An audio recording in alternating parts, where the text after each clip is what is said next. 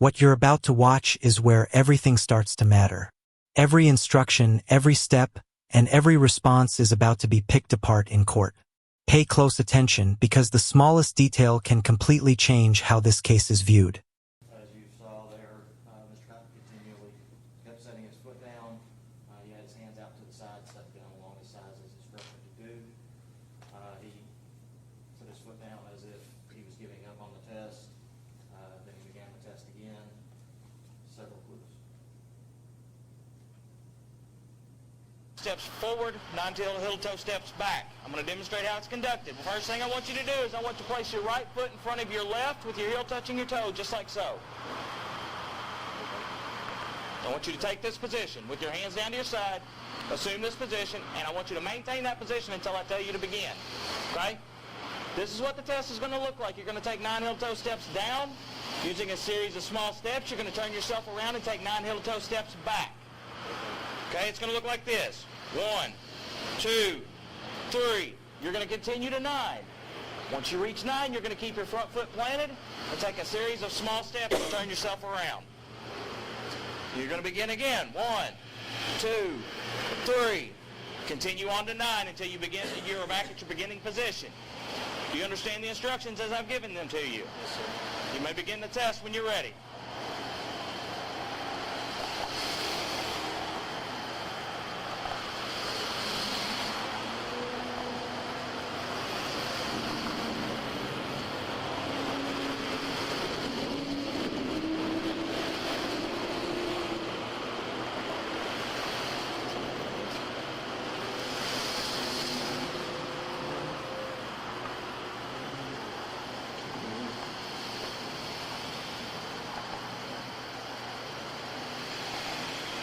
Okay.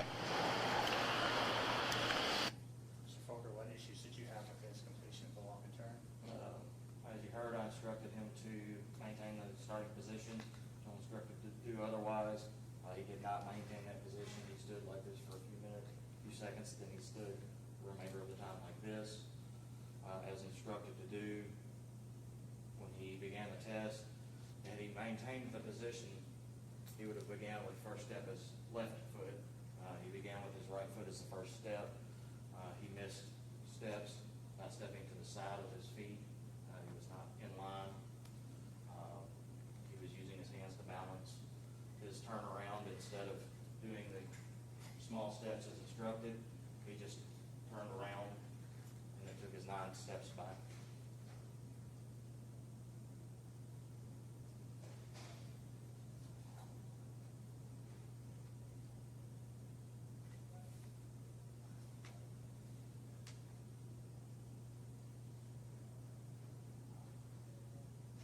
Last body number.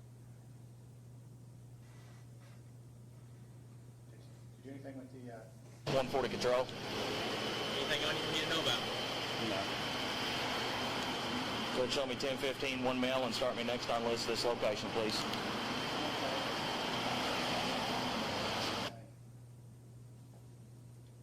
Okay.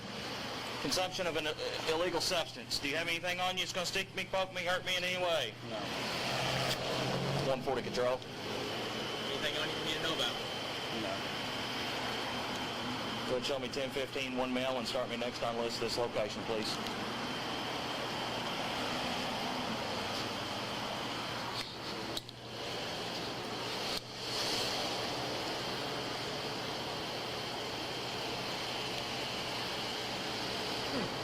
Oh, there it is.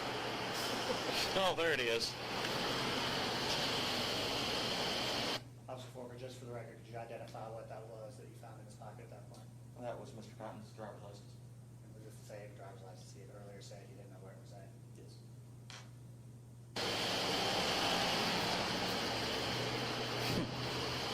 Boy, you ain't helping your cause none, that's for sure. Just one last question. What was it that you retrieved from his pant pocket at that point? Package of rolling papers. And rolling papers, in your estimation, are they used for anything in particular? Your Yes. experience as a police officer? Maybe rolling marijuana cigarettes. I would pass that by. I can't quite hear.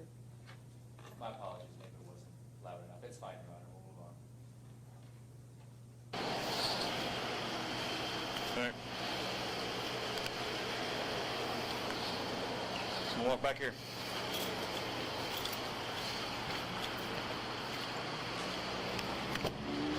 Have a seat.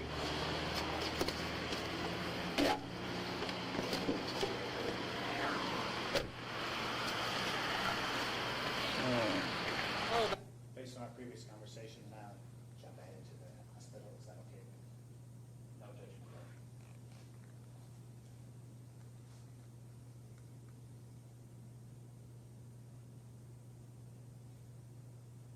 Officer Forker, at this point, where is your vehicle and yourself for the defendant? That is the ER entrance to the Methodist Hospital.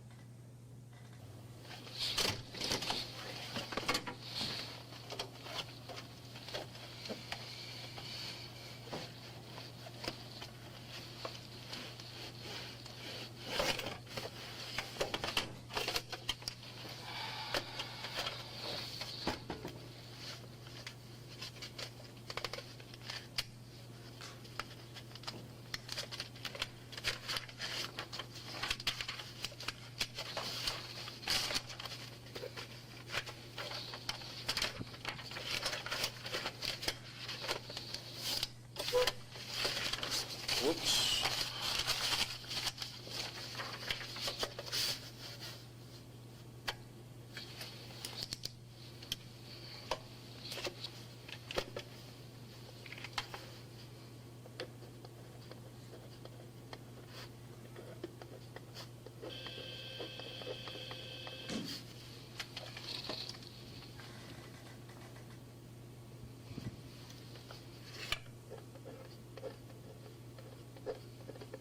One 36, 140. Go ahead. I'll be en route to you, but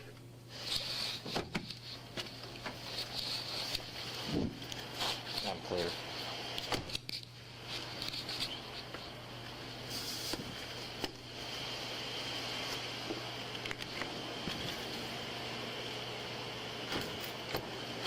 All right, Logan. I'm going to read this to you real quick. I will be requesting that you submit to a test of your breath, blood, or urine, or any combination of these tests. If you refuse to submit to any test which I request, the fact of your refusal may be used against you in court as evidence of your violation of KRS 189A.010, DUI, and will result in revocation of your driver's license. If you refuse to submit to the test and are subsequently convicted of KRS 189A.010, subsection 1, your refusal will subject you to a mandatory minimum jail sentence, which is twice as long as the mandatory minimum jail sentence that would be imposed if you submit to all requested tests. Also, if you refuse to submit to the test, your license will be suspended by the court at the time of your arraignment, and you will be unable to obtain an ignition interlock license during the suspension period.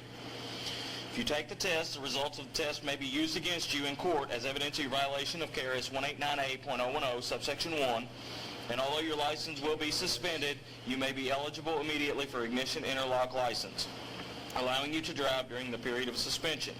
And if you are convicted, you will receive a credit toward any other ignition interlock requirement arising from this arrest. If you first submit to the requested alcohol and substance test, you have the right to have a test or test of your blood performed by a physician, registered nurse, phlebotomist, medical technician, or medical technologist, not otherwise prohibited by law of your choosing within a reasonable time of your arrest at your expense. Do you acknowledge that the implied consent warning was read to you? Yes.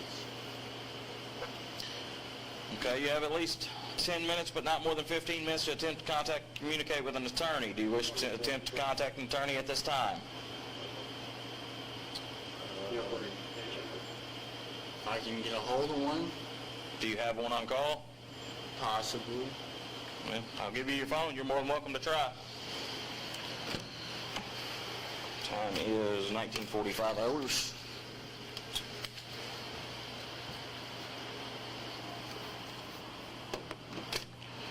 Step out. I'll take the handcuffs off of him. If you try anything funny, you will be tased. I'm going to go ahead and tell you right now. Of course, I respect you. Turn around and face my car.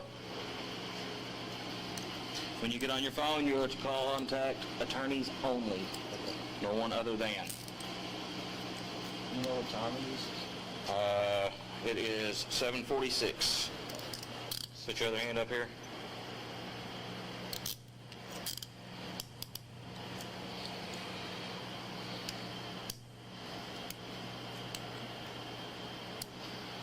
There's your phone. Have a seat.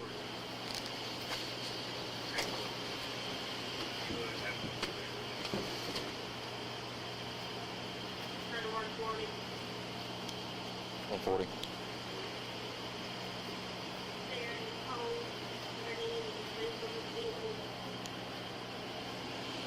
That's negative.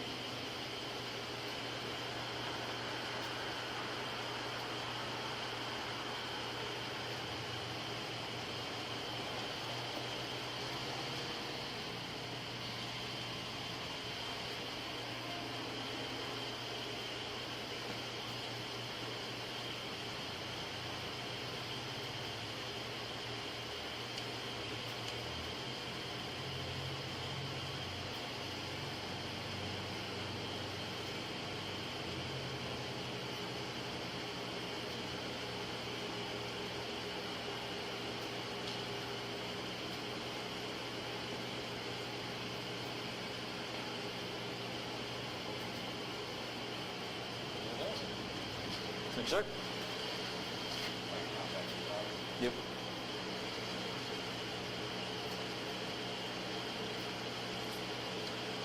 I don't know if I'll be able to find a attorney right now.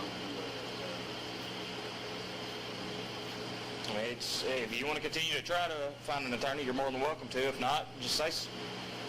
I mean, so if I decline I can't offer any legal advice. All I can do is read the implied consent to you. okay, so if I decline, I would go to jail, right? You're going to jail either way. Yeah. And then, so would I just bond out? I mean, does it? I can't offer any legal advice. All I can do is read the implied consent. Okay. I mean, that's legally, that's all I can do. Yeah. So, I mean, Are you finished trying to contact well, an attorney? I'm just saying, like, I've smoked Because, marijuana. I mean, you've got 11 more minutes. Okay, well, I'm just saying I've smoked marijuana in the past week, but, I mean, it's still gonna show up. Okay, are you going to continue to contact an attempt to contact an attorney? If not, we're going to continue on. Yeah. You can't contact anybody else but an attorney. And if we find out you contacted somebody else, the phone's going to take it back.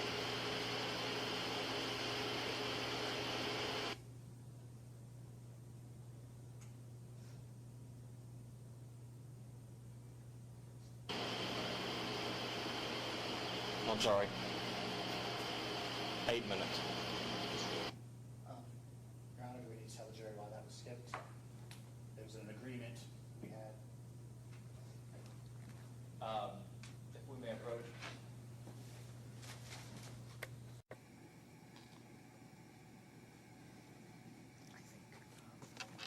Easiest way out of this is to simply tell them it was a attorney-client communication. I'm not fine with that. I'm about to tell you both.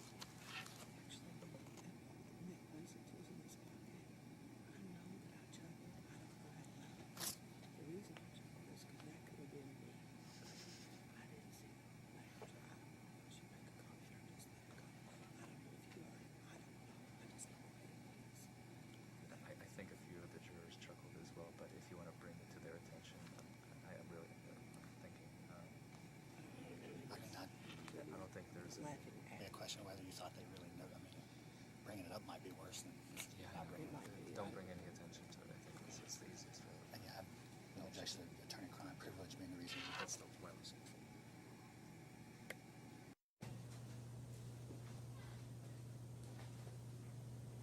Mr. Lambert.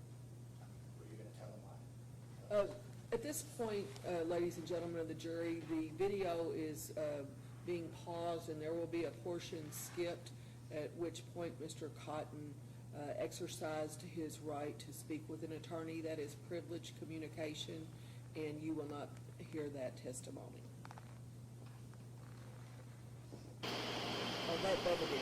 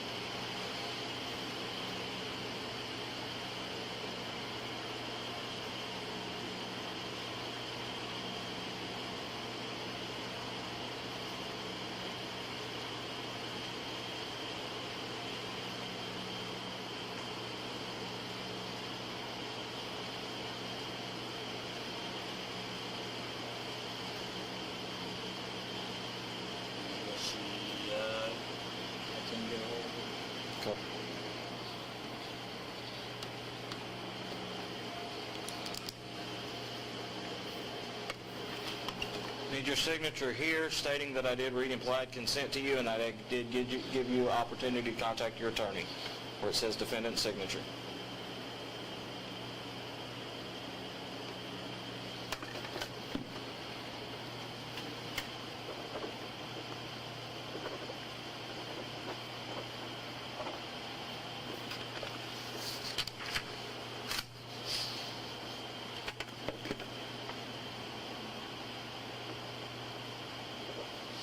Is there any way I can make another call real quick, or? If it's to an attorney, yes. Well, Otherwise, no. Based upon information was previously read to or by you, I'm now requesting that you submit to a test of your blood. Will you now submit to the test? no. If you will, initial by the no, that's saying that you do not want, you're refusing to take the test. Sign.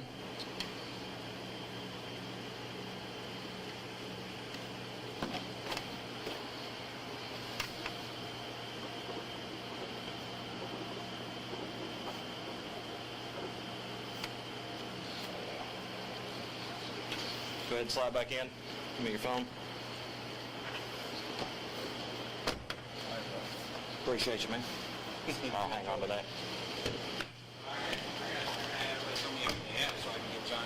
Yeah, I might have one in my trunk, but I'll... That was all the video that we wish to show. Objection. You can retract it.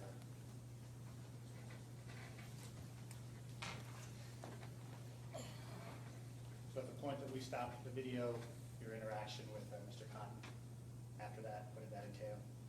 Transport to the jail. He's gotten out at the jail, taken into the booking area where he was handed over to the jail staff.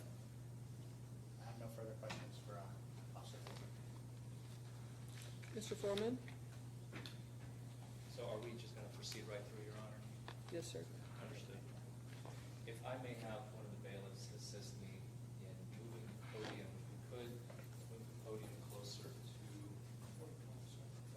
well, first we need to readjust the voice number. I would like it somewhere right here where it is right now, which will be moving something here.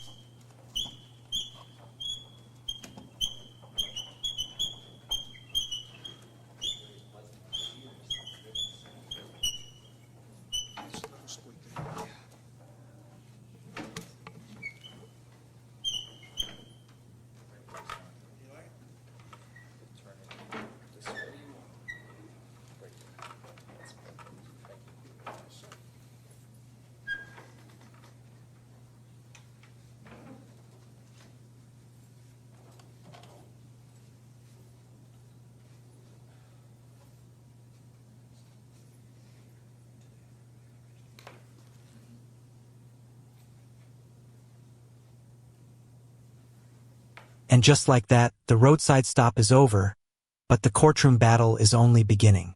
Every decision made during that encounter is now about to be challenged under oath.